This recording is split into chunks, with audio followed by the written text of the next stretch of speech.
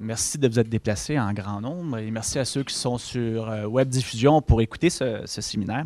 Nous avons l'honneur et le privilège aujourd'hui d'accueillir M.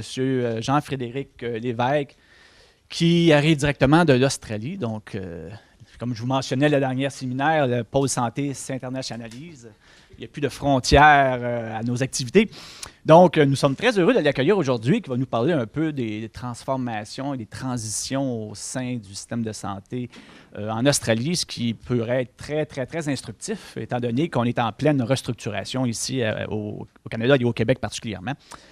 Monsieur Lévesque est directeur général de l'Agence Innovation, l'Agence clinique en innovation, je ne sais pas si ça se dit en français de cette façon-là, et les professeurs conjoints, donc qui est un titre que je ne connaissais pas. Il m'a expliqué finalement que ça représentait un peu professeur titulaire dans le domaine clinique. Donc, il m'a parlé de la ville de Melbourne aussi, à l'endroit où il habite présentement. Et ça semble très intéressant, donc j'envisage éventuellement d'aller faire ma sabbatique dans cette région.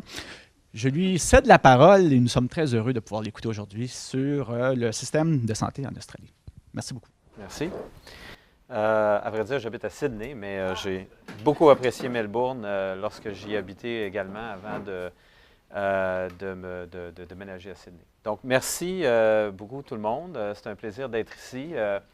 Je reflétais avec Dr. Chenevert que je suis un gradué de l'Université de Montréal. Donc, j'ai fait mes études médicales en haut de la montagne, ma spécialisation ici aussi là, sur Côte-Sainte-Catherine et dans les hôpitaux universitaires, évidemment, puis un PhD ici en santé publique à l'Université de Montréal. Donc, c'est vraiment mon alma mater. Ça me fait plaisir de revenir parler de notre expérience en Australie. Donc, le titre, il manque un mot, hein, c'est le mot « hook ». Et c'est ce que j'ai fait avec mon titre. J'ai essayé d'accrocher votre intérêt pour qu'on réfléchisse ensemble, puis que je vous partage un petit peu notre expérience autour de comment utiliser l'information, utiliser la démonstration ou les preuves qu'on peut générer à l'égard des systèmes de santé pour créer un changement réel. Et donc, je vais m'attarder beaucoup au levier de changement et apporter quelques illustrations provenant de notre contexte dans l'État de New South Wales, donc Nouvelle-Galles du Sud, où Sydney est la capitale, évidemment, pour illustrer un petit peu comment est-ce qu'on essaie d'opérationnaliser là, ces concepts théoriques là, dont je vais parler aujourd'hui. Tout d'abord, j'aimerais, comme on le fait de manière systématique en Australie, reconnaître les populations autochtones dont les territoires ancestraux se situent sur les lieux où nous nous rencontrons aujourd'hui et payer mes respects à leurs ancêtres et à leurs aînés. C'est un programme important pour nous en Australie de reconnaître le rôle des populations autochtones, dans notre cas les populations aborigènes d'Australie, et de reconnaître qu'ils étaient les premiers habitants des endroits où on travaille et où on vit de manière quotidienne. Alors, de la connaissance au changement, est-ce que c'est un intérêt nouveau? On en parle beaucoup, mais je vais vous démontrer, ou en tout cas, je vais vous proposer que ce n'est vraiment pas un intérêt nouveau, mais qu'il y a des développements importants qui se font présentement, qui nous permettent, je crois, d'espérer qu'on aura vraiment plus de traction sur les systèmes de santé pour s'assurer qu'on puisse non seulement apporter des innovations, comme on le fait dans l'agence que je pilote présentement, mais aussi les mettre à l'échelle pour vraiment assurer une transformation. Donc, ce n'est pas nouveau parce qu'en réalité, depuis déjà plusieurs décennies, des organisations importantes se sont penchées sur la question de la transformation et du rôle de la connaissance pour soutenir les transformations des systèmes de santé. Donc, il y a eu évidemment des rapports importants qui ont marqué l'imaginaire, puis marqué la méthode à l'égard de la compréhension des systèmes de santé qui proviennent de l'Institute of Medicine aux États-Unis, évidemment. To Err is Human, Crossing the Quality Chasm étaient vraiment des rapports importants qui ont été des rapports charnières dans la réflexion. Mais aussi en 2000, le rapport de l'OMS sur la performance des systèmes de santé a vraiment aussi mis en lumière qu'il y avait beaucoup de variations en ce qui a trait à la façon dont les systèmes de santé performaient, mais surtout que ceux qui étaient les plus performants n'étaient pas ceux qu'on attendait, ce n'étaient pas les suspects usuels. Et évidemment aussi, beaucoup de travaux de l'OCDE ont apporté des éléments de méthode importants pour qu'on soit capable de mieux comprendre les systèmes de santé, puis qu'on aille au-delà des indicateurs traditionnels pour les comprendre. Et il y a de multiples organisations à l'échelle internationale qui ont un peu ce rôle de soutien de connaissances, des organisations de connaissances vraiment. Jusqu'à tout récemment, j'étais PDG du Bureau of Health Information à New South Wales. Et donc maintenant, je suis à l'Agence d'innovation clinique. Mais en contexte américain, il y a évidemment CMS. En Angleterre, on connaît le Nuffield Trust, le King's Fund. Aux États-Unis, the Agency for Healthcare Research and Quality. Le commissaire à la santé, l'INES, je pourrais en nommer de multiples. De multiples exemples d'organisations de connaissances qui ont pour objectif de générer de l'information nouvelle, soit sur la performance actuelle des systèmes ou sur les bonnes pratiques et les bons modèles organisationnels, et qui ont évidemment pour fonction non seulement d'apporter cette information-là, mais d'apporter un changement. Et ce dont je vais parler aujourd'hui, c'est de l'expérience du Bureau of Health Information et de l'Agence d'innovation clinique, travaillant de concert avec le ministère de la Santé de l'État de New South Wales, et comment est-ce qu'on s'y prend pour essayer de faire en sorte que l'information générée, la connaissance générée, apporte un changement. Alors, je vais parler tout d'abord de certaines balises conceptuelles. Je vais ensuite parler des fondements organisationnels qui nous permettent d'opérationnaliser et d'actualiser ça dans notre État en Australie, et présenter quelques applications opérationnelles. Donc, balises conceptuelles. Alors, j'aime toujours commencer par situer un petit peu le continuum de données qui va jusqu'au changement. Donc, l'objectif, évidemment, c'est de capter la réalité par des données, de les mettre en forme pour qu'on produise une information, c'est-à-dire qu'on produit un message. Ça doit, évidemment, générer de la connaissance pour générer de l'action et du changement. Donc, les données, c'est la codification de phénomènes réels sous une forme pouvant être analysée.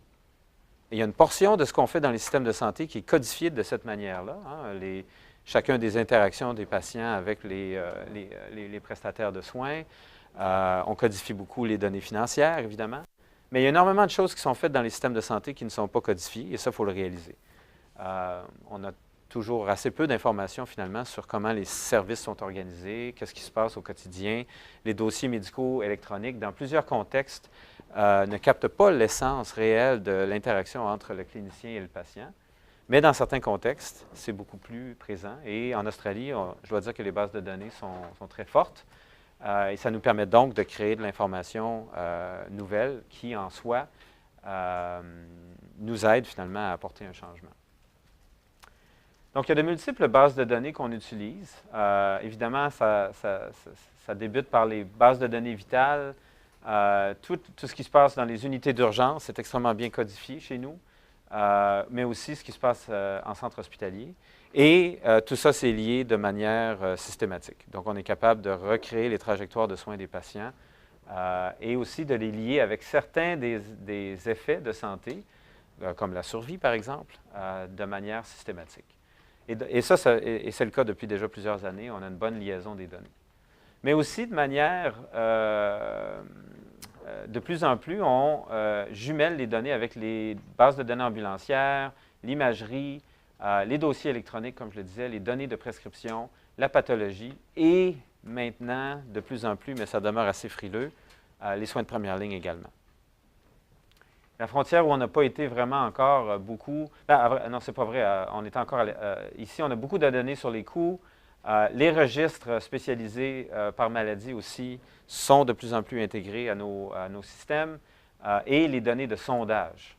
J'en parlerai pas aujourd'hui, mais on a un programme de sondage auprès des patients extrêmement développé qui nous permet vraiment de combler certains des trous de connaissances qu'on a juste en regardant les bases de données hospitalières, par exemple.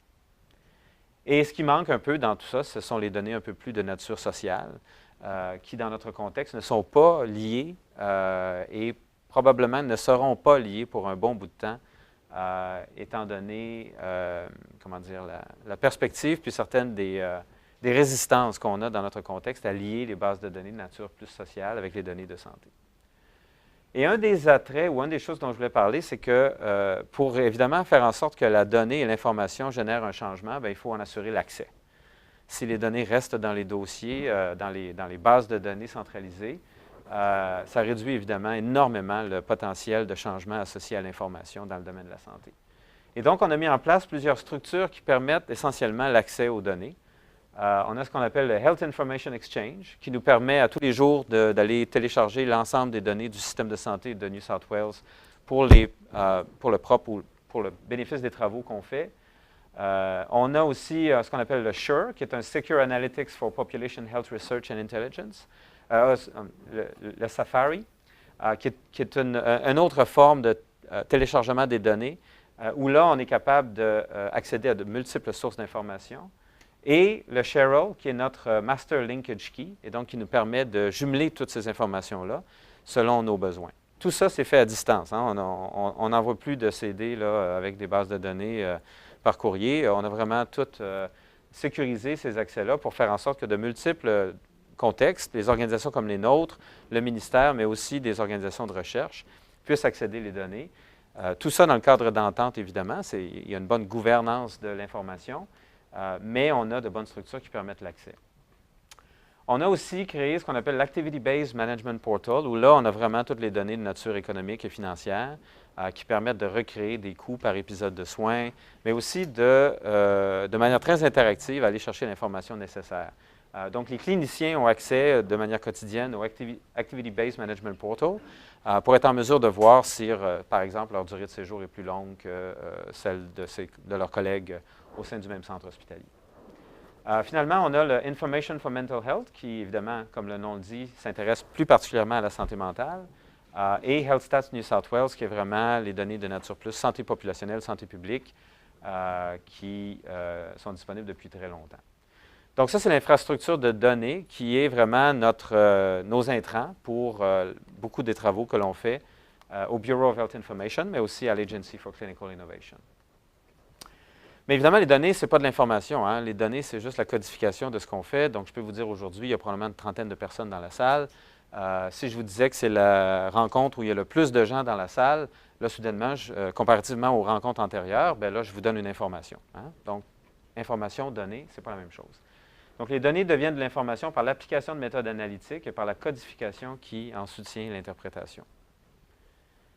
Et là, il y a beaucoup d'indicateurs utilisés dans les systèmes de santé qui nous permettent de refléter sur la performance des systèmes. Bon, la mortalité hospitalière en est un exemple, l'accessibilité des soins, les niveaux de ressources, la satisfaction des patients, leur qualité de vie, la duplication de tests, par exemple. Donc, différents types d'indicateurs qui sont disponibles. Notre dernier recensement dans nos organisations, on voyait qu'il y avait plus de 600 indicateurs différents qui pouvaient être employés. Les gens parlent souvent de chaos d'informations plus que d'informations réellement organisées. Et donc, c'est très important d'avoir des schèmes qui permettent de mieux organiser l'information qui provient des indicateurs pour que réellement, encore une fois, ça nous permette de nous approcher du changement organisationnel. Parce que, ultimement, ce qu'on veut faire, c'est générer de la connaissance. Et la connaissance, ça signifie la compréhension des choses réelles ou des concepts abstraits que les données et informations ont permis de décrypter, d'analyser et d'internaliser. Et là, il y a différents acteurs que nous, on veut influencer en termes de connaissances. Les cliniciens, évidemment, qui donnent les services, mais les gestionnaires aussi qui font des décisions d'allocation, par exemple, ou les personnes qui sont plus à l'échelle des politiques publiques, qui vont faire des politiques de financement ou des politiques de régulation des systèmes. Tous ces gens-là, on doit vraiment s'attarder à quelle est la connaissance qui est nécessaire à leur prise de décision et en quoi est-ce que les données qu'on a et l'information qu'on a nous permettraient d'accroître leur connaissance. Et pour faire ça, on s'est doté de plusieurs cadres d'analyse qui nous permettent d'organiser finalement un peu le chaos d'indicateurs pour l'ajuster à leurs propres besoins d'information. Donc, je présente un exemple ici. C'est un exemple c'est notre cadre d'analyse de la performance où fondamentalement, on a 6 dimensions principales de performance et 2 dimensions secondaires. Donc, rapidement, évidemment, l'accessibilité est importante. C'est « healthcare when and where needed ». Hein? Pour parler aux patients, on essaie de traduire ça de manière très simple. Mais c'est aussi l'appropriateness qui décrit « the right healthcare, the right way ». Donc, les choses qui sont indiquées pour les patients, mais aussi les données de manière qui sont conformes à ce que l'on connaît et la bonne pratique et la bonne façon de donner les soins.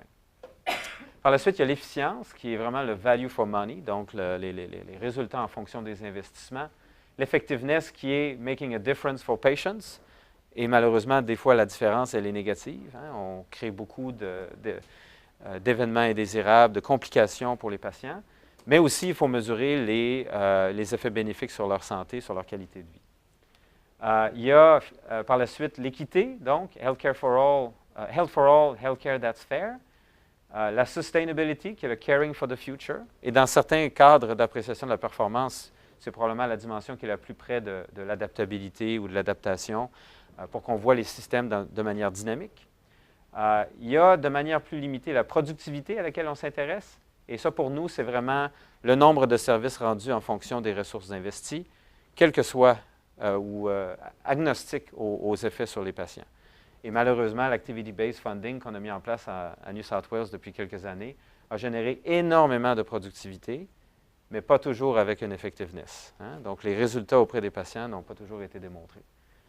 Et finalement, la 8e dimension, c'est l'impact populationnel pour qu'on tienne compte du fait qu'évidemment, souvent les patients auront des états de santé qui sont influencés par beaucoup d'autres choses que ce que le système de soins sur lequel il peut agir.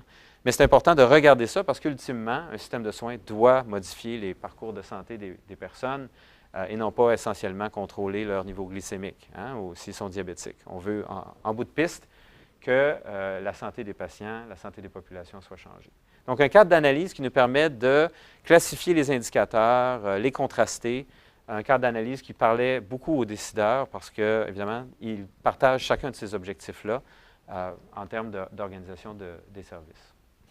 Un autre exemple, c'est notre cadre d'analyse pour comprendre la variation clinique. Donc, la variation clinique, provient de la réalisation que les cliniciens ne donnent pas tous le même type de service, que leurs patients n'ont pas tous les mêmes résultats et que pour certains types de services, il y a parfois là, des variations qui peuvent être 4, 5 fois, 6 fois du plus bas au plus élevé. Mais comment est-ce qu'on détermine si ces variations-là cliniques sont indiquées ou non? Parce qu'il faut interpréter l'indicateur. Donc ça, c'est notre cadre d'analyse qui nous permet, pour chacun de ces indicateurs de variation clinique, d'essayer d'identifier si les variations sont désirables ou indésirables. Donc tout d'abord, est-ce que ce qui est prodigué par le prestataire est indiqué ou non? Si ce n'est pas indiqué, c'est une variation clinique, évidemment. On ne devrait pas donner quelque chose de contre-indiqué au patient. C'est très, très simple. Si c'est indiqué, est-ce que c'est le bon soin pour cette personne-là? Est-ce que vraiment c'est un traitement qui peut donner un bénéfice? Mais c'est le bon traitement. Mais est-ce qu'il est donné de manière technically proficient, de manière précise ou appropriée du point de vue technique? Parce qu'évidemment, on peut donner le bon traitement, mais mal faire la chirurgie, c'est bien évident. Si ce n'est pas technically proficient, évidemment, on dit non. Et là, ça devient un traitement qui est soit une erreur diagnostique ou une erreur de prestation de traitement. Si c'est technically proficient, il faut se poser la question, donc là, on l'a donné de la bonne façon, mais est-ce que la quantité donnée est proportionnelle aux besoins et aux attentes des patients? Troisième question pour essayer de comprendre si les variations cliniques sont désirables ou non désirables. Et si les soins ne sont pas donnés en proportion aux besoins ou des attentes, là, on est soit dans une perspective sous-thérapeutique ou un excès de soins, des soins inutiles. Ces trois composantes-là, vraiment, déterminent pour nous la variation clinique non désirée. Et si on a répondu oui à toutes ces questions, évidemment, on a produit the right care, the right way and the right amount. Et ça, ce sont des soins appropriés. Donc, encore une fois, une démarche assez systématique pour qu'on soit capable de passer de la mesure, de l'indicateur, à la connaissance. Et ça influence évidemment beaucoup le décideur et les cliniciens lorsque l'on passe au travers de cette chaîne-là, parce que ça leur permet vraiment de comprendre que la variation, finalement, elle n'est pas une variation qu'on devrait tolérer. L'action, c'est la connaissance. C'est lorsque la connaissance peut soutenir l'action grâce à son effet sur de multiples comportements et décisions. Et c'est là où je vais arriver au levier dont je veux parler. Il y a beaucoup de termes qu'on emploie dans la littérature, et ça provient d'une revue rapide que l'on a fait pour voir quels sont les leviers qui sont employés dans les systèmes de santé pour essayer de créer un changement. Donc, par exemple, le benchmarking.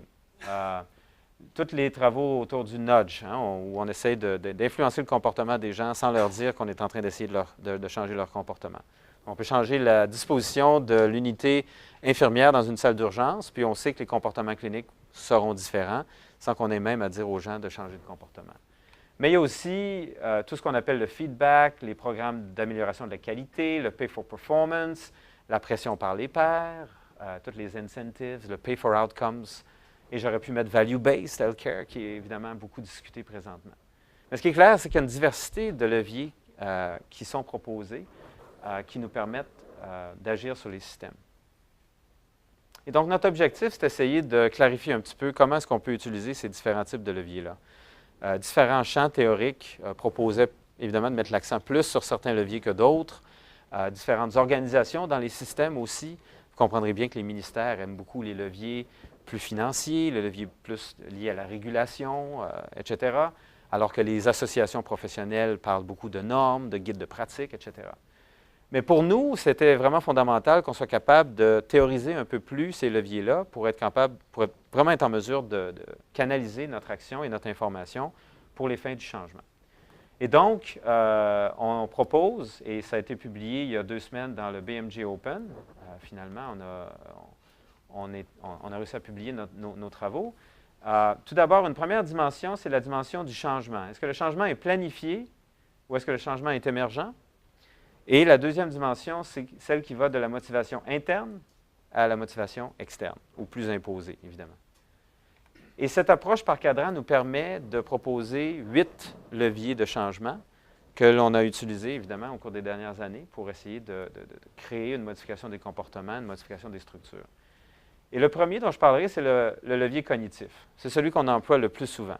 Mais malheureusement, c'est aussi le plus limité. Le levier cognitif, c'est de dire aux gens, vous avez un écart de performance ou vous ne donnez pas les soins comme vous devriez les donner, donc changez. Mais c'est un peu comme dire aux gens, il faudrait que vous soyez plus actifs physiquement. Hein? Je pense que beaucoup d'entre nous savons que notre vie est un peu trop prenante au travail, on devrait être plus actif. Ça ne veut pas dire qu'on va nécessairement passer à l'action. Mais la prise de conscience, c'est le premier point de départ. Donc, c'est très important. Évidemment, l'information joue beaucoup sur le cognitif, c'est bien évident, mais pas essentiellement. Le deuxième levier qui joue sur la perspective émergente et la motivation interne, c'est le levier mimétique. Et lui, il vient beaucoup de la théorie de l'institutionnalisation, évidemment. Donc, ça a été proposé dans plusieurs schèmes.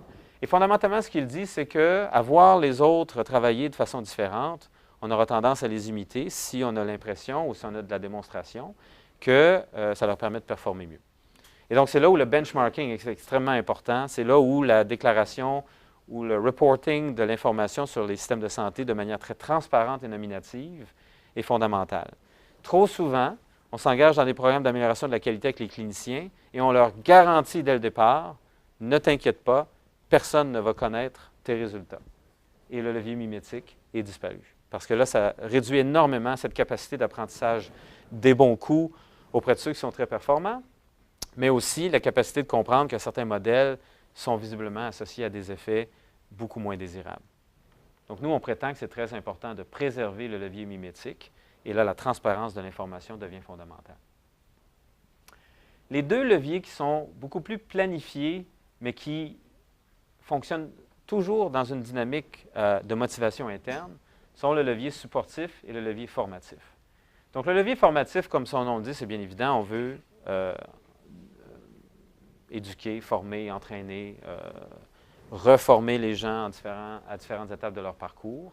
Et l'objectif ici, c'est de donner des compétences ou de mettre à jour les compétences pour faire en sorte que la personne sera non seulement consciente du fait qu'elle doit changer, mais se sentira compétente pour le faire.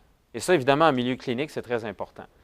Ce n'est pas suffisant de dire aux médecins d'urgence, il y en a quelques-uns dans la salle, vos temps d'attente sont trop longs, il faut que vous soyez plus rapide à voir les patients et pour faire en sorte que les patients ne passent pas trop de temps dans l'environnement un peu risqué qu'est la salle d'urgence. Il faut leur donner des compétences supplémentaires. Il faut faire en sorte vraiment qu'ils soient confiants de pouvoir agir.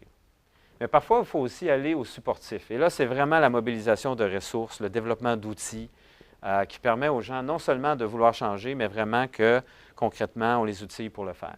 Donc ça peut être des guides de pratique, ça peut être la mise en place d'un facilitateur dans une unité de soins pour générer de la transformation, pour vraiment faire en sorte que la transformation s'effectue, mais que les barrières qui sont présentes et que les cliniciens où les gestionnaires rencontrent de manière régulière, bien, que ces barrières-là soient levées par l'apport de ressources ou l'apport d'outils qui leur permettent de mieux fonctionner. Mais évidemment, ce levier interne-là, c'est clair qu'il est, il est fort, il est puissant. Moi, dans mon organisation, on aime beaucoup les leviers internes, c'est bien évident. Mais en réalité, ces leviers-là s'adressent probablement à 20 des gens qui sont prêts à changer déjà. Et il faut agir aussi sur le 80 qui sont moins prêts. Et donc, les leviers qui agissent sur la motivation externe sont très importants aussi. Et ceux qui sont planifiés, évidemment, sont très utilisés dans les systèmes de santé. Donc, les leviers coercitifs, du genre pay for performance, pénalité s'il y a trop d'incidents, d'événements indésirables dans le milieu hospitalier, etc., sont très fortement employés via des politiques généralement centrales. Mais la littérature est très claire que les leviers coercitifs sont efficaces, mais sont efficaces surtout en synergie avec les autres leviers. Et malheureusement, ils sont aussi associés à des effets pervers. Et il faut donc les associer à d'autres leviers de changement pour vraiment les mobiliser de manière effective. Si on ne fait que agir sur le financement, et je pense que l'expérience américaine des 10 dernières années est claire, c'est un échec. Les cliniciens modifient leur comportement pour atteindre la cible plutôt que de changer réellement les processus de soins, et la codification des données s'en trouve transformée également. Un autre levier planifié et qui agit sur la motivation externe, c'est le levier normatif. Donc ça, c'est le levier des corporations, c'est le levier des associations professionnelles qui disent fondamentalement, si vous voulez faire partie du club et être reconnu comme tel, bien, vous deviez vous conformer à ce que nous, on reconnaît maintenant comme étant les standards de pratique. Donc les collèges médicaux sont de bons exemples où lorsque quelqu'un ne pratique plus la médecine, par exemple, comme ce qui est reconnu maintenant, et que des audits sont réalisés, bien évidemment, ces gens-là peuvent perdre leur permis ou être soumis à une recertification. Donc, les leviers normatifs sont puissants aussi dans plusieurs secteurs de la santé parce que la dynamique professionnelle, la logique professionnelle est extrêmement importante. Et donc, l'information doit essayer de soutenir ces leviers normatifs également.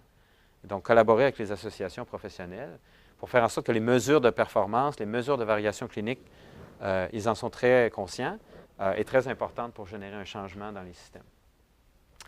Finalement, il y a deux autres leviers qui sont dans le cadran externe en termes de motivation, mais émergents en termes de changement, qui étaient présents dans certains des articles publiés ou des cadres employés par diverses organisations d'amélioration des soins, mais qui étaient vraiment moins fréquents. Et je vous invite à lire l'article pour voir un peu comment ils étaient moins adressés finalement par les grands schèmes de pensée au niveau des leviers. Et le premier, c'est le levier structurel. Donc, il est un peu l'exemple du poste d'infirmière dans la salle d'urgence est un bon exemple structurel où, sans même vouloir influencer le comportement directement, si on modifie la configuration de la salle ici, peut-être qu'il y aura plus ou moins de questions, par exemple. Hein? Donc ça, c'est structurel, c'est l'environnement dans lequel on travaille, c'est très contingent, mais on sait que ça a un impact sur la performance, ça a un impact sur les comportements. Et bien souvent, c'est une bonne façon d'effectuer un changement à l'insu des professionnels. Et encore une fois, il peut être très complémentaire aux autres types d'informations. Mais si on veut que la donnée et l'information sur les systèmes de santé agissent sur le levier structurel, bien, il faut le mesurer. Il faut mesurer la structure. Il faut mesurer l'emplacement des postes d'infirmières dans les urgences. Mais moi, je peux vous garantir qu'aujourd'hui, personne n'est capable de nous dire quelle est la distribution des postes d'infirmières dans les urgences du Québec. C'est la même chose à New South Wales, parce qu'on n'a pas réfléchi l'information en santé comme nécessitant cette compréhension de la génétique organisationnelle ou la physiologie organisationnelle de nos systèmes. Et moi, je crois que le big data, si on veut vraiment employer ou faire en sorte qu'il soit un levier de changement important, bien, il va devoir nous informer un peu plus sur le structurel et là, on sera en mesure de mieux influencer les systèmes également. Le dernier levier, c'est le levier compétitif. Donc, c'est le levier qui fait en sorte que les gens veulent performer bien et si leurs données sont rendues disponibles, ils vont essayer de performer plus que leurs pairs, leurs collègues. Mais c'est aussi le levier compétitif et surtout dans certains systèmes où il y a une logique de marché plus importante, qui est employé lorsque l'on informe les patients sur la performance des différents prestataires, par exemple. Et là, par effet de compétition pour obtenir une part de marché, Certaines cliniques vont se mettre à changer parce qu'ils ne veulent absolument pas que leurs patients aillent à la clinique voisine ou que le chirurgien de l'hôpital voisin soit préféré finalement pour certaines interventions comparativement à l'intervention que je donne. Il est aussi un levier très fort dans les systèmes où il y a une logique assurantielle ou une logique de commissioning. Et lorsqu'on rend les données disponibles et qu'on révèle qu'un hôpital X sur le territoire de Sydney a vraiment des délais d'attente extrêmement longs en chirurgie orthopédique, par exemple, bien, plusieurs compagnies vont être moins tentées de faire un contrat avec eux parce que leurs patients, les personnes qui sont assurées auprès d'eux, vont obtenir un service de moins grande qualité. Et donc là, le levier compétitif, on s'entend que on ne dit pas nécessairement aux gens « vous devez changer », mais la force externe est très puissante et évidemment, les gens changent. Donc, 8 leviers qui agissent dans des logiques différentes et 8 leviers pour lesquels l'information qu'on peut produire permet réellement de les mobiliser. Et finalement, le changement dans la performance provient des modifications durables de structures, de processus et de comportements cliniques. Et là, je voulais juste vous partager un peu notre définition de l'innovation parce que trop souvent, malheureusement, j'ai l'impression que les systèmes d'information puis la façon dont on utilise l'information en santé nous permet d'identifier beaucoup de bonnes idées. Mais les bonnes idées, ce ne sont pas des innovations. Parce que les innovations, ou le terme innovation vraiment, a comme thème sous-jacent la transposition de nouvelles connaissances et idées dans la pratique. Oh, j'ai un anglicisme là, la pratique. Puis d'ailleurs, je m'excuse pour l'absence d'accent. Hein, j'ai vraiment eu de la difficulté à traduire plusieurs de mes acétates. Donc, les connaissances et les idées qui sont transférées dans la pratique pour des bénéfices tangibles aux organisations et aux utilisateurs de services. Il y a 2 définitions que j'aime bien de l'innovation. La première, c'est « Implementing new ideas that create value ». Donc, ce n'est pas juste de bonnes idées, c'est des bonnes idées qui vont créer de la valeur, qui vont créer quelque chose de nouveau, qui vont créer des bénéfices.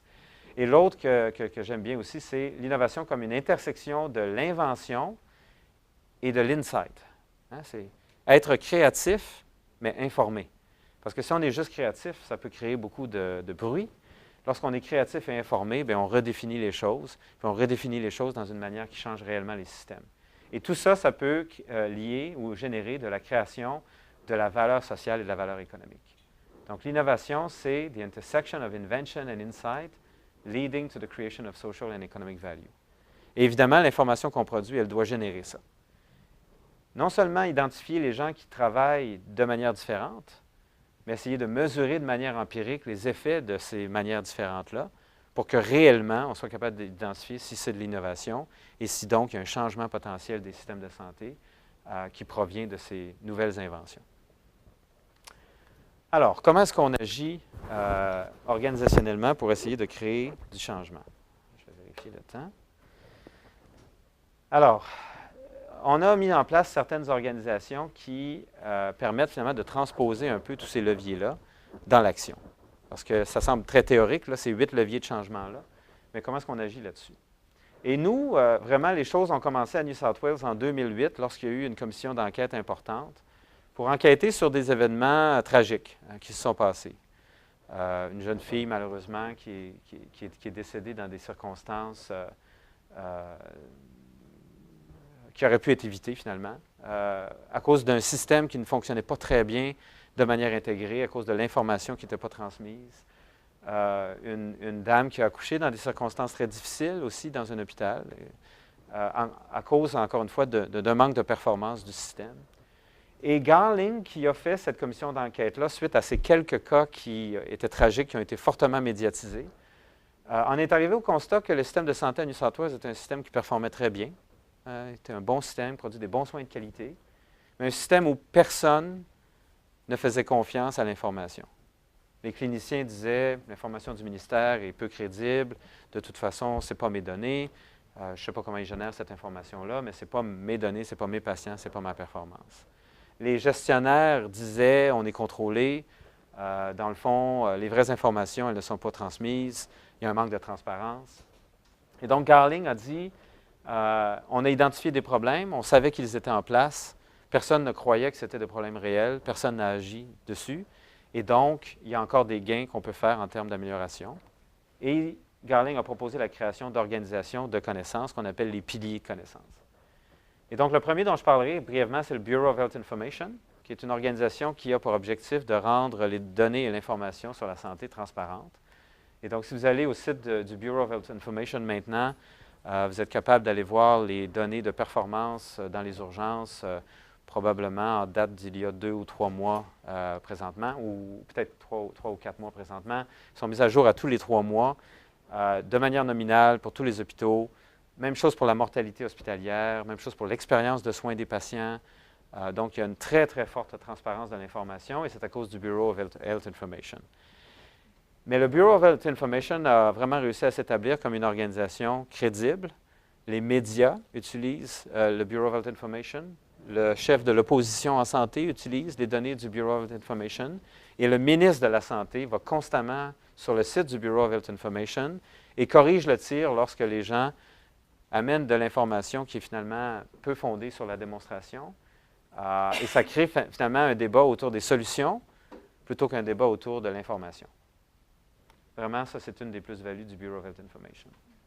La seconde organisation, c'est celle que je pilote maintenant, donc l'Agence d'innovation clinique, qui a fondamentalement comme rôle de soutenir des réseaux cliniques. On en a 39 réseaux cliniques, instituts cliniques et task forces. Je ne me souviens pas de la traduction de ça, mais équipe tactique ou une task force, c'est vraiment un groupe qui vise à créer un changement rapide. La moitié de l'organisation est vraiment dédiée à faciliter cette participation des cliniciens pour qu'ils identifient des innovations qui sont pertinentes, pour qu'on les évalue et que par la suite, on prenne la décision de les mettre à l'échelle. Et l'autre moitié, c'est vraiment des fonctions transversales de soutien à l'innovation. Donc, on a une école de redesign, on a une équipe d'implantation organisationnelle qui se fait donner différents mandats selon ce qui doit être mis à l'échelle. Et il y a d'autres piliers comme le Health Education and Training Institute, le Clinical Excellence Commission et le Cancer Institute qui permettent aussi de soutenir l'activité du ministère et des différentes régions dans la prestation des soins de manière usuelle. Donc, le ministère s'est vraiment vidé de beaucoup de tranches de son expertise pour créer ces organisations-là et les mettre à un peu plus de distance pour leur donner l'indépendance nécessaire pour régler le problème que Garling avait identifié. Le manque de confiance envers l'information et le manque de mobilisation en fonction de l'information qui est donnée. Parce qu'évidemment, le levier cognitif n'était pas suffisant. Donc, peut-être juste pour préciser que le Clinical Excellence Commission, c'est l'organisation qui s'assure de la bonne pratique au jour le jour. C'est eux qui facilitent les audits liés à la mortalité chirurgicale, par exemple. C'est eux qui regardent ou qui mettent en place les programmes de prévention des chutes en soins hospitaliers. Donc, on ne parle pas de modèle innovant, on parle vraiment, on sait quoi faire, on devrait bien le faire tous les jours, le fait-on. Ça, c'est le Clinical Excellence Commission. L'Agency for Clinical Innovation, c'est on a des problèmes et là, il faut inventer une nouvelle solution. Travaillons avec l'Agency. Donc, nous, on a évidemment un processus d'amélioration clinique. On regarde les innovations, on les évalue, on essaie d'en faciliter l'adoption, finalement les mettre à l'échelle pour l'utilisation optimale. Et par la suite, on réfléchit au désinvestissement. On n'est pas très bon, pour être honnête avec vous. C'est la partie la plus difficile. Mais on y travaille et je crois qu'on va faire des gains importants. Parce que si on ne fait pas de désinvestissement, bien, malheureusement, tous les processus d'innovation ne sont que de la création de coûts supplémentaires, difficiles à maintenir, alors que si on les allie avec un désinvestissement de services qui ne sont plus nécessaires, bien, on est vraiment capable de réorienter le système. J'ai déjà parlé un peu de nos services, donc je vais passer cette étape. J'ai parlé de nos 39 réseaux cliniques, puis des équipes transversales qu'on a en place. Donc, on a aussi une équipe de Health Economics and Evaluation qui nous permet de quantifier les bénéfices économiques potentiels des innovations pour que vraiment on mette en place non seulement de bonnes idées cliniques, mais des bonnes idées pour assurer la pérennité du système. Évidemment, on priorise celles qui auront un impact économique plus important. Je vais passer ça.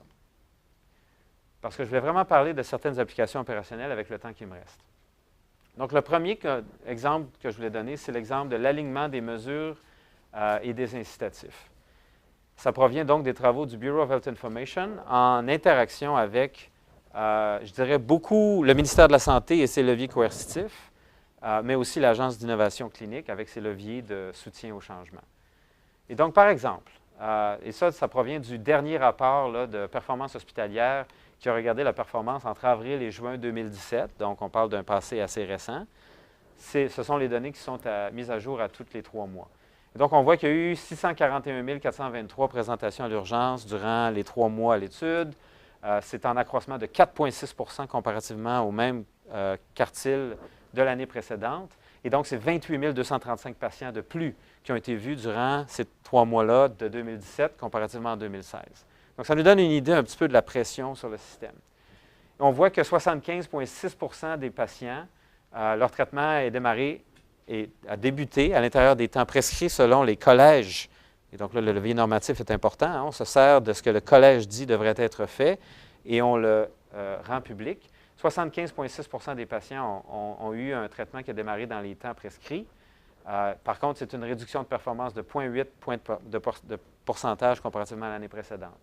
Et on voit que 73,1 des patients ont passé 4 heures ou moins à l'urgence au total. L'objectif, c'est 81 hein? Donc là, il y a un levier coercitif. Le ministère a des cibles de performance, puis gère la performance des hôpitaux en fonction de ces différentes cibles-là. Et dans ce cas-ci, il y a une cible qui est à 73 Ça, c'est un indicateur qui s'était beaucoup amélioré. Il y a 4 ans, lorsque j'ai commencé à rapporter les données à New South Wales, on était plus autour de 60 Donc, il y a eu quand même une bonne amélioration au niveau des temps d'attente à l'urgence, mais on voit maintenant qu'il y a un plafonnement important. Et là, l'Agence d'innovation clinique a été demandée pour mettre en place un programme d'amélioration de la performance hospitalière à l'urgence parce que le levier coercitif, normatif et cognitif semble avoir atteint sa limite. Et là, on doit vraiment y mettre un peu plus de supportif et de formatif pour faire en sorte que réellement les unités d'urgence et les milieux hospitaliers dans lesquels ils s'inscrivent, parce qu'évidemment, cette mesure de performance-là, parfois, elle est due au fait qu'il n'y a pas de lit disponible à l'étage, bien évidemment, mais on voit qu'il y a un plafonnement. Donc, on essaie vraiment de jumeler l'information à différents leviers pour faire en sorte qu'on crée vraiment une mobilisation pour le changement. Donc, ça, c'est la trajectoire d'amélioration au cours des 5 dernières années, des 6 dernières années, pour cet indicateur de performance qui est passé 4 heures ou moins à l'urgence au total. Et quand je dis 4 heures ou moins, c'est vraiment de l'arrivée à l'inscription là, au congé. Hein? Donc, on parle d'un système très performant au niveau des unités d'urgence. Mais on voit qu'en avril-juin 2012, on était à 60 comme je vous l'ai dit. On a eu une amélioration importante l'année suivante, et là, depuis 2014, un plafonnement important. Et le visualiser comme ça a réellement envoyé un message très clair aux décideurs qu'on devait investir un peu dans le levier supportif. Et on présente les données des hôpitaux. Donc ici, on a ce qu'on appelle un scatter plot de performance. Donc les hôpitaux qui sont dans le cadran droit en haut sont des hôpitaux qui ont une performance supérieure à ce que New South Wales a comme performance et se sont améliorés comparativement à l'année précédente. Donc Kempsey, Batemans Bay, Moruya sont des hôpitaux qui performent bien et se sont améliorés encore plus. Nepean est un hôpital où on voit un écart important de performance comparativement à New South Wales, mais une amélioration importante comparativement à l'année précédente. Donc, ils ne sont pas encore arrivés, mais sont sur la bonne piste. Forbes, Armidale, Canterbury et Auburn sont des hôpitaux qui performent bien, mais qui devraient faire attention parce qu'ils ont vécu une réduction de performance comparativement à l'année précédente. Ces 6 hôpitaux-là ont reçu l'appel du ministre. Parce que ce sont des hôpitaux qui sont en deçà de la moyenne de New South Wales, pour certaines très proches, mais quand même, pour d'autres très loin, et ont vécu une réduction de performance au cours de la dernière année. Donc, ce sont des hôpitaux où il y a une détresse en présence, et la réponse ministérielle a été d'investir un peu de fonds pour essayer de mettre en place des ressources complémentaires pour améliorer la performance de cet hôpital-là, pour que la population qui est desservie par ces hôpitaux-là ait une meilleure performance. Donc, il y a une logique coercitive qui est présente, mais c'est une logique coercitive qui est parfois négative, parfois positive. Dans ce cas-ci, on parle d'un investissement à Blacktown, Westmead et Children's at Westmead, parce que l'analyse rapide que le ministère a faite était qu'ils font face à une situation particulière et ils doivent être soutenus avant qu'on leur demande de performer mieux. Mais tout ça, c'est transparent. Hein? On ne cache rien. L'important, c'est de l'analyser de manière équilibrée. Le deuxième exemple, c'est l'exemple des alignements de mesure avec les programmes d'évaluation de la qualité. Et là, je vais parler d'une interaction qui était très forte entre le Bureau of Health Information et l'Agency for Clinical Innovation. Donc, c'est intéressant parce que j'ai démarré le processus au Bureau of Health Information. Et là, je me retrouve à gérer les programmes qui doivent répondre à ce que l'on a mesuré au Bureau of Health Information. Donc, mortalité et réadmission hospitalière. 2 thèmes très faciles. Rapporter la performance des hôpitaux de manière nominale pour ces 2 thèmes-là, laissez-moi vous dire, c'est plutôt un défi. Donc, ce que l'on a fait, c'est qu'on a développé des modèles extrêmement complexes d'ajustement pour faire en sorte que la mortalité soit réellement un reflet du type de patient qui est traité dans chacun des hôpitaux. Et on les a créés pour des conditions de santé spécifiques. Donc, l'infarctus aigu du myocarde, l'ACV, hémorragique et ischémique, l'insuffisance cardiaque, la pneumonie, les maladies pulmonaires obstructives chroniques et la fracture de la hanche. Et ce que l'on a fait, c'est qu'on a regardé la survie en 30 jours en attribuant évidemment aux hôpitaux puis aux unités de soins leurs résultats. Et ce que l'on a vu, c'est que la majorité des hôpitaux, ça c'est le nombre d'hôpitaux ici, sont pas différents de ce que l'on se serait attendu selon le type de patient qu'ils voient. Mais on a un certain nombre d'hôpitaux, 4, 5, 1, 10, 9, 11, 5 hôpitaux selon les conditions, où la mortalité est plus élevée que ce qu'on s'attendrait. Certains hôpitaux semblent de bons performants et ont une mortalité moins grande que ce que l'on s'attendrait. D'accord? Les hôpitaux sont encore une fois nommés de manière très transparente. Donc, les gens de John Hunter n'étaient vraiment pas contents. Westmead, Shoalhaven, Auburn et Armidale pour l'ACV ischémique étaient des hôpitaux qui étaient au-delà de ce qu'on s'attendrait en termes de variation clinique. Et Belmont était un hôpital qui avait une moins grande mortalité par rapport à ce que l'on s'attendrait. 3 ans auparavant, il y avait 15 hôpitaux qui étaient plus élevés que ce que l'on s'attendrait. On a eu un programme intense d'audit, un programme intense de soutien à l'implantation de la trajectoire de soins pour les patients atteints d'ACV ischémique. Et on a vu une réduction de la variation clinique à New South Wales. Donc, un programme très puissant. On leur donne aussi de l'information sur est-ce que ça fait longtemps que vous êtes dans cette situation-là? Parce qu'évidemment, il est possible qu'il y ait des circonstances exceptionnelles, la sécurité des soins a été compromise. Ça amène à des solutions différentes que si, depuis 15 ans, la mortalité est toujours élevée. Donc, par exemple, on voit que Belmont a du vert depuis plusieurs périodes allant de l'an 2000? Oui, 2000-2003 jusqu'à 12-15. Alors que Westmead, on voit plusieurs de ces périodes-là, ils atteignaient le niveau élevé de mortalité.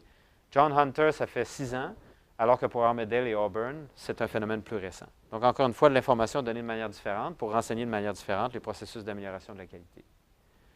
Et ça, c'est le résultat de l'audit pour les hôpitaux qui avaient fait partie de la première ronde d'audit. Et donc, les hôpitaux qui ont un point vert sont des hôpitaux qui étaient plus performants. Les grises étaient pas différents de ce qu'on s'attendait. Et les 4 hôpitaux en rouge étaient des hôpitaux avec une mortalité élevée. Le niveau de gauche, c'est 5 processus cliniques qui sont reconnus comme faisant une différence pour les patients atteints d'ACV ischémique. Et vous pouvez voir que les audits ont révélé que personne ne met en place la totalité de la trajectoire de soins, mais en gros, les hôpitaux plus performants sont ceux qui concentrent le plus de conformité organisationnelle, alors que les hôpitaux qui avaient le rouge n'atteignaient la cible pour aucune de ces modalités organisationnelles. Ça a été extrêmement puissant pour soutenir la participation de ces 4 hôpitaux-là au programme d'amélioration de la qualité de l'Agence d'innovation clinique. Dernier exemple, et je termine. Donc, alignement des mesures avec les lignes directrices cliniques. Oui, OK, c'est ça. Et donc, là, c'est l'exemple vraiment des mesures de variation clinique au niveau de la prestation de soins. On a collaboré avec de multiples milieux cliniques plus micro. On était moins à l'échelle du ministère, on était moins à l'échelle des programmes coercitifs. On voulait travailler avec les milieux cliniques locaux pour agir sur certains processus de soins qui faisaient défaut. Donc ici, on voit le pourcentage des fractures de la hanche qui ont une chirurgie en dedans de 2 jours suite à leur admission hospitalière. Et 48 heures, c'est vraiment la cible escomptée. Donc ça, c'est un des domaines sur lesquels New South Wales ne performe pas bien. On va y investir cette année beaucoup de ressources pour essayer d'améliorer les choses. On voit qu'on est passé de 63 à 73 mais il ne demeure qu'un patient sur 4, obtient sa chirurgie de la hanche au-delà de 48 heures après son admission à l'hôpital. Et donc là, ça, c'est un exemple de non-succès où on réalise, encore une fois, que le levier cognitif, qui est essentiellement celui qu'on avait employé, n'était pas suffisant. Donc, on a mis en place une trajectoire de soins pour les patients atteints de fracture de la hanche, et là, on est en train de l'implanter dans les milieux cliniques pour faire en sorte que cette donnée s'améliore. Donc, on espère vraiment qu'il y aura une amélioration. Ça, c'est la variation clinique au niveau des arthroscopies, donc les arthroscopies du genou, qui sont faites chez des patients de moins de 50 ans qui n'ont pas d'ostéoarthrite. Parce que maintenant, on réalise que les gens qui ont plus de 50 ans ou qui ont de l'ostéoarthrite ne bénéficient pas, en règle générale, de leur arthroscopie. Et donc, on voit qu'à New South Wales, seulement 30 des gens qui obtiennent une arthroscopie, on pourrait dire que l'arthroscopie est indiquée. Et là, on est en train de mettre en place des processus locaux de gouvernance clinique qui vont faire en sorte que pour obtenir une arthroscopie chez des gens de 50 ans et plus ou qui ont de l'ostéoarthrite, une demande doit être faite au chef du département. Hein? Donc, un processus de gouvernance clinique très simple. Et dans les milieux où on l'a indiqué, je ne montre pas les données, ils ne sont pas publiés encore, mais on a vu une réduction drastique du nombre d'arthroscopies parce que du point de vue normatif et du point de vue mimétique, illustrer à son chef de département qu'on prescrit une arthroscopie inutile devenait quelque chose de moins désirable pour les cliniciens. Donc, c'est un levier très fort de changement et vraiment rapidement, on a vu une réduction. Et voilà, ça, c'est la proportion des hospitalisations chez des patients qui sont hospitalisés en phase aiguë pour un problème de santé mentale, qui ont eu un suivi en 7 jours suite à leur congé. Et on voit qu'on a eu une amélioration de 48 à 63 mais encore une fois, pas beaucoup d'amélioration clinique. Et c'est un autre exemple où on n'a pas bien aligné, je dirais, les différents leviers de changement. Donc, mon propos, c'était vraiment d'essayer d'illustrer comment les données, l'information peuvent s'aligner avec différents leviers de changement pour essayer vraiment de créer de l'action et du changement dans les systèmes de santé. Je vous propose qu'ils sont organisés selon 4 cadrans et qu'il y a 8 leviers de changement qu'on doit, de manière systématique, évaluer pour voir si notre action emploie pas les 8 cadrans, je pense que les 8 leviers, je pense que ce serait très difficile pour des programmes de faire ça. Et parfois, ils sont antagonistes, hein, ces leviers-là. C'est très difficile d'être l'ami supportant des cliniciens, puis en même temps, on leur dit qu'on va les pénaliser. Hein. Donc, il faut être stratégique dans notre emploi des différents leviers. Mais je crois que si on ne porte pas une attention systématique pour analyser comment nos programmes d'amélioration de qualité, comment nos programmes de mesure des systèmes de santé agissent sur ces 8 leviers, et d'essayer d'agir sur plus de leviers qu'un seul levier, soit cognitif ou coercitif, bien, on aura moins de succès dans nos stratégies de changement. Et c'est vraiment ce qu'on essaie de faire à New South Wales pour qu'on ait une approche la plus exhaustive possible pour soutenir le changement. Donc, c'est ce que je voulais partager avec vous aujourd'hui. Merci, puis j'attendrai vos questions.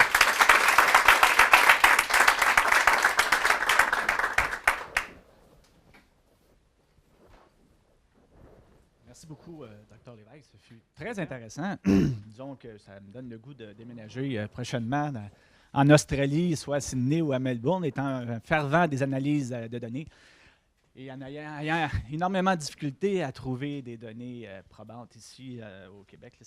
L'accès est très difficile, c'est très complexe. Il faut la plupart du temps aller chercher soi-même les données et de façon primaire, donc avec des outils qui ne sont pas toujours validés ou c'est pas toujours possible de les répandre dans l'ensemble des institutions. Donc, on a souvent des données qui sont très ciblées, mais très limitées en termes de diversité géographique. Et donc, c'est très complexe d'avoir un portrait global. Donc, à partir de cueillettes, je dirais, individuelles de données. Là. Donc, j'ouvre la période de questions. S'il y a des gens de la salle, je vais commencer par la salle, s'il y a des questions. Oui. Combien de temps vous a-t-il fallu pour qu'un tel système soit fonctionnel? C'est une question qui est difficile à répondre parce que certaines des organisations ont un historique plus long que d'autres. Donc, par exemple, la Commission d'excellence clinique est en place depuis 14 ans. Donc, on parle d'une organisation qui devient à maturité. L'Agence d'innovation clinique a été structurée comme Agence d'innovation clinique il y a 7 ans, mais les réseaux cliniques étaient déjà en émergence, donc je dirais qu'il y a un historique de construction d'une vingtaine d'années. Les organisations qui se sont créées réellement plus récemment, c'est le Bureau of Health Information puis le Health Education and Training. Et ça leur a pris probablement 2 ans, 2 ans et demi pour atteindre une certaine maturité. Et là, je dirais qu'on entre un peu à l'échelle de notre système dans la phase de synergie et d'interaction de ces organisations-là. Donc, ça leur a pris 7 ans un peu à établir leurs propres travaux, créer les liens nécessaires, leurs ancrages locaux, etc., leurs méthodes. Il y a eu des développements importants au niveau des bases de données aussi, pour le jumelage, etc. Et là, on entre dans une phase qui, à mon avis, va être extrêmement productive pour que ces organisations-là travaillent ensemble. Donc, un horizon de 15 ans, je dirais, est probablement nécessaire pour mettre en place plusieurs des fondements, mais on peut certainement mettre en place des organisations qui, dans le cas du Bureau of Information, à 3 ans d'existence, la production était phénoménale, je dirais, comparativement à plusieurs autres organisations. Donc, ça dépend un peu d'où on part. Au niveau de l'accès aux données, c'est un système qui travaille depuis une dizaine d'années certainement. Et là, ça commence vraiment à fructifier. Oui, merci pour votre présentation. Je me demandais, là, vous avez indiqué qu'il y a eu des événements malheureux qui ont mené à la création d'une commission spéciale en Australie. Est-ce que vous envisagez autre chose que des événements malheureux puis une commission spéciale pour déclencher un processus en quelque sorte, ou une volonté de création de telles agences? À ma connaissance, il n'existe rien de comparable à l'agence que vous menez là, ici au Québec. Et je me dis, est-ce que ça, tout bêtement, là, combien de morts ça prend avant qu'il y ait une volonté politique pour créer ça? Bien, je crois sincèrement que ce n'est pas que des événements malheureux qui peuvent créer cette prise de conscience-là. Le sponsorship politique nécessaire pour mettre en place ces organisations-là peut venir de l'accroissement de l'information qu'on a de plus en plus. Je veux dire, puis je crois qu'au Québec, on fait des avancées quand même. J'ai vu des données être présentées récemment que lorsque je travaillais ici, on n'avait pas accès du tout.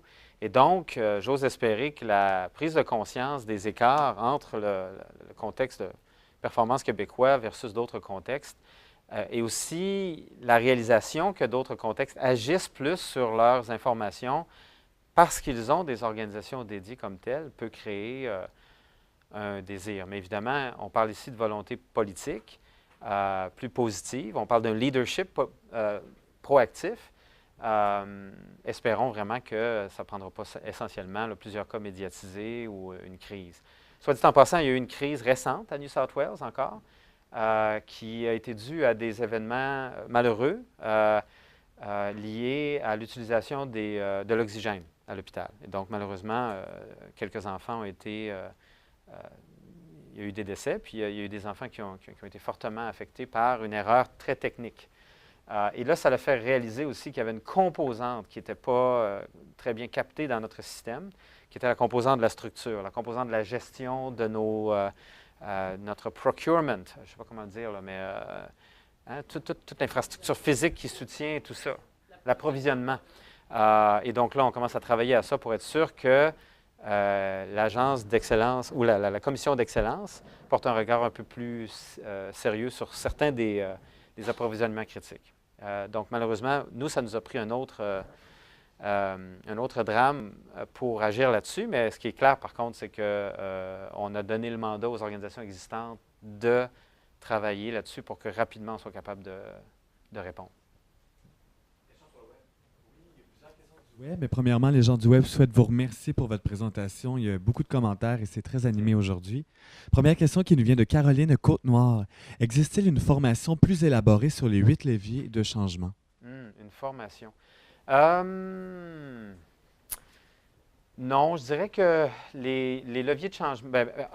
c'est assez nouveau pour nous là, de regarder le changement sous cet angle-là. C'est une conceptualisation qui a émergé de notre pratique, donc on espère que ça va avoir une plus grande traction. Mais chose certaine, maintenant, on fait une formation de nos professionnels dans nos agences pour qu'eux soient en mesure de regarder leur programme d'amélioration de la qualité à la lumière de ces leviers de changement-là. Mais je dirais qu'il n'y a pas de formation spécifique là, qui ont été mises en place. Merci. Deuxième question de Guylaine Chabot du groupe Santé Concerto. Bonjour, M. Lévesque. Quels sont les efforts actuels en première ligne? Ah, la première ligne, oui. Ça, c'est particulier en Australie, la première ligne, parce que le financement de la première ligne est de nature fédérale. Hein. Donc, c'est comme si le ministère de la Santé fédéral ici payait là, les médecins plutôt que la RAMQ. Et donc, l'accès aux données est plus difficile. Et c'est pour ça que j'ai dit on commence à avoir de l'accès aux données de première ligne, alors que toutes les autres sources de données sont jumelées. C'est un peu un paradoxe pour nous qu'on ait un système si intégré, mais que la première ligne soit un peu laissée de côté. Mais on a des programmes d'innovation qui visent la première ligne parce que les efforts qu'on a faits en intégration des soins, évidemment, voyaient bien que l'interface hôpital-première ligne, soit pour l'intrant hospitalier, mais aussi pour le congé, qu'on soit en mesure vraiment d'être plus efficace, puis de prévenir les réadmissions, vraiment travailler de manière plus efficace. Donc, on a des programmes comme le Healthcare Neighborhood, on a un programme aussi de soutien à l'implantation des Patient-Centered Medical Homes, mais malheureusement, on n'a encore pas beaucoup de mesures pan-système pour nous guider dans cette perspective-là, puis on espère que ça va être un développement proche. Mais présentement, c'est probablement un des endroits où on est moins outillé.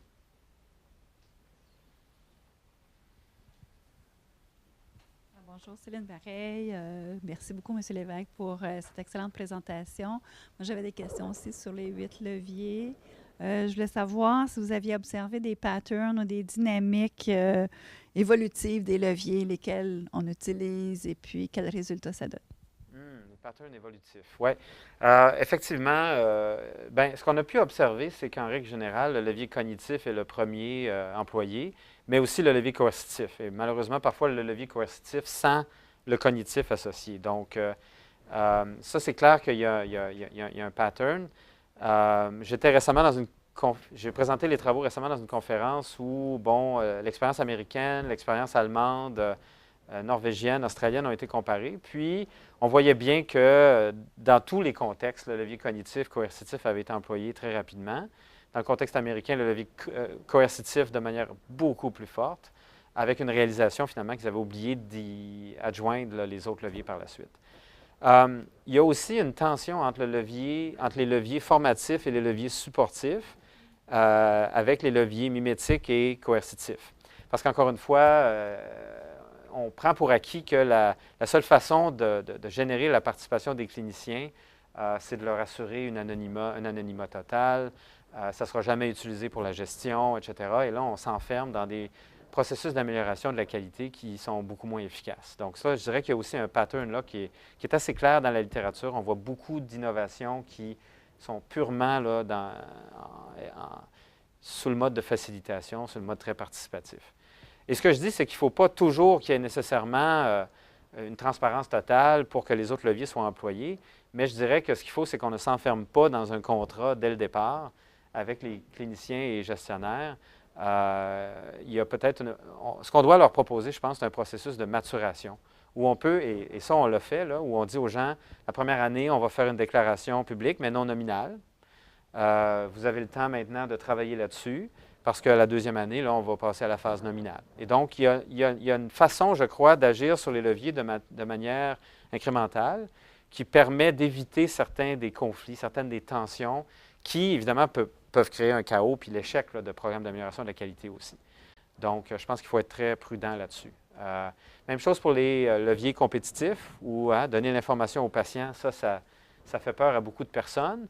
On peut le faire de manière graduelle. De toute façon, ça demande beaucoup de temps avant que les patients se mettent à utiliser ce type d'information. Je pense qu'il ne faut pas trop... les patients ont des informations. Ils sont capables de les rechercher. Oui. Oui. C'est ça. C'est bon. Marie-Hélène. Vient de Cynthia Ademé. Est-ce que l'organisation des systèmes de santé, le système de rémunération et répartition des professionnels constitue également un levier d'amélioration? Moi,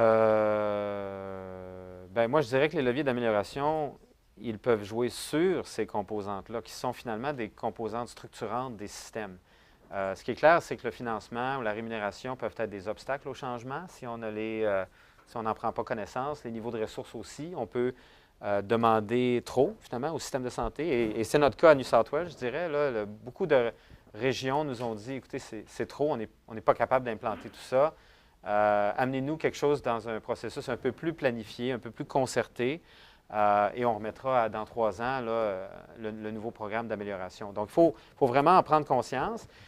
Les ressources, évidemment, et le financement, ça peut faire partie du levier supportif. Hein. On peut dire, on va soutenir le changement en augmentant de 20 le nombre de ressources que vous avez, et donc vous allez être en mesure de générer un espace de manœuvre qui vous permet de penser à d'autres choses que la prestation de soins, par exemple. Donc oui, ils peuvent être intégrés à l'intérieur des leviers de changement, mais bien souvent, malheureusement, on les ignore, puis ça devient des obstacles au changement. Donc la rémunération en est un bon exemple. Il faut extrêmement être conscient des limites de la rémunération à l'acte, par exemple, pour plusieurs modifications de pratiques, tout comme la rémunération à salaire aussi peut être un obstacle pour d'autres types de modifications. Oui. On a déjà plusieurs choses au Québec qui sont en place, qui sont peut-être pas parfaites. On a la RAMQ, on a l'INES, bien entendu.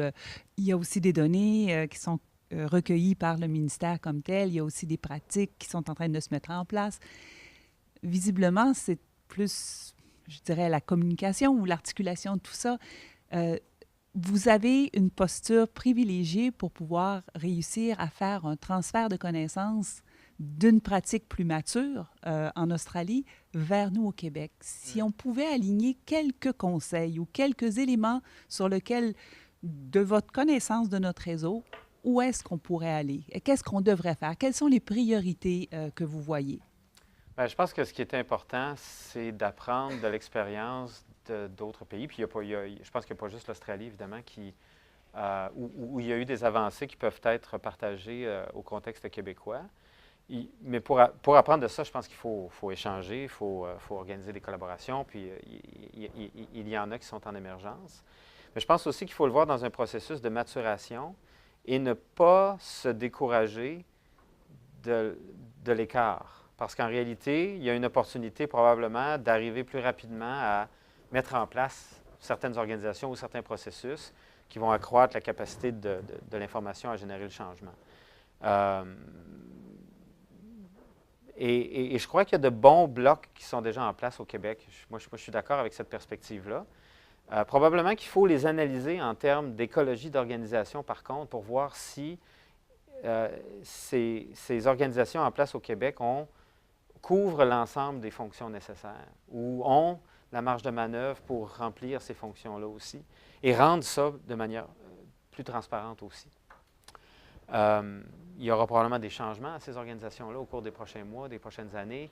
Il y a un développement important au niveau des bases de données jumelées, au niveau de l'accès à l'information. Puis j'étais très heureux aussi de voir certains programmes au niveau de l'intelligence artificielle qui commencent déjà à réfléchir. Est-ce qu'on peut automatiser cette information-là pour influencer les milieux cliniques de manière plus directe, etc.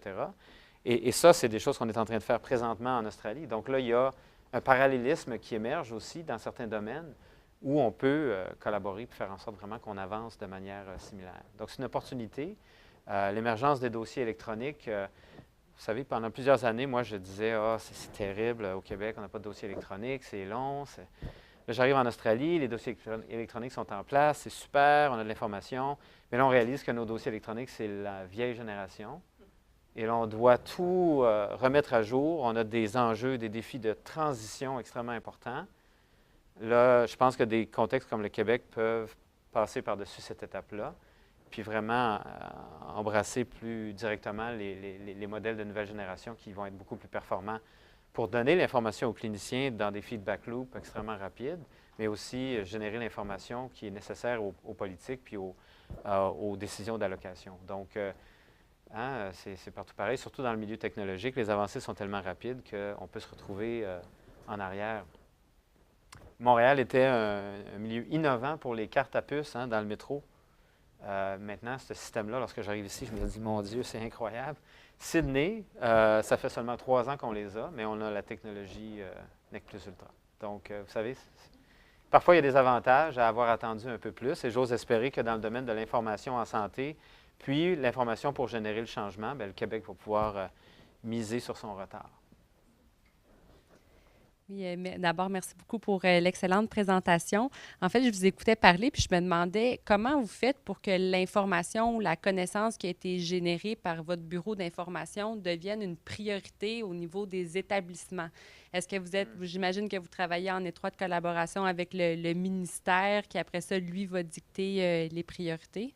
Bien, c'est là où je disais qu'on arrive à une maturité plus grande de notre système organisationnel parce qu'en réalité, par le passé, il n'y avait pas nécessairement un relais du ministère, de l'Agence d'innovation clinique, de la Commission d'excellence pour agir sur les données. À vrai dire, au départ, lorsque je suis arrivé, il y avait beaucoup de résistance.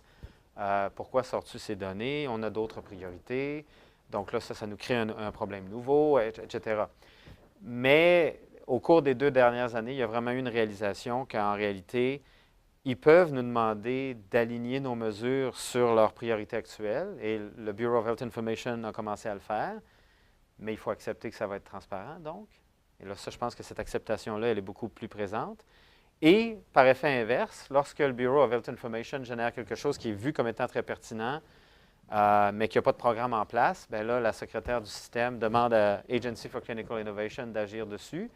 Et chacun des établissements ont des ententes contractuelles qui maintenant incluent des cibles qui sont très en lien avec les mesures de performance générées par le Bureau of Health Information, mais aussi par les programmes d'amélioration de qualité de l'Agence d'innovation clinique. Donc, par exemple, nous, on a un programme qui s'appelle NSQIP, c'est un programme américain, National Surgical Quality Improvement Program, donc un programme d'amélioration de la qualité des soins chirurgicaux où on a une bonne mesure de performance, très comparative, puis par la suite des programmes d'amélioration de la qualité. Et là, pour certaines régions, bien, ils ont eu une entente contractuelle qu'ils devaient participer au programme NSQIP de ACI pour régler certains des problèmes chirurgicaux qui ont été démontrés par le Bureau of Health Information. Donc, on commence à créer ces ponts-là, on commence à créer cette synergie, et c'est là vraiment où les leviers de changement vont travailler de manière beaucoup plus synergique. Mais ça commence. Ça prend du temps. Hein? Il faut... le système doit maturer pour en arriver à ça. Donc, ça met fin à notre séminaire. Merci encore une fois énormément pour votre magnifique conférence. Et je vous donne rendez-vous au prochain séminaire qui aura lieu le 9 novembre, la logistique hospitalière 2.0, la collaboration clinico-logistique par M. Nicolas Secamazo, qui vient de l'hôpital Maisonneuve-Rosemont, qui viendra nous parler donc de cette nouvelle logistique hospitalière. Merci.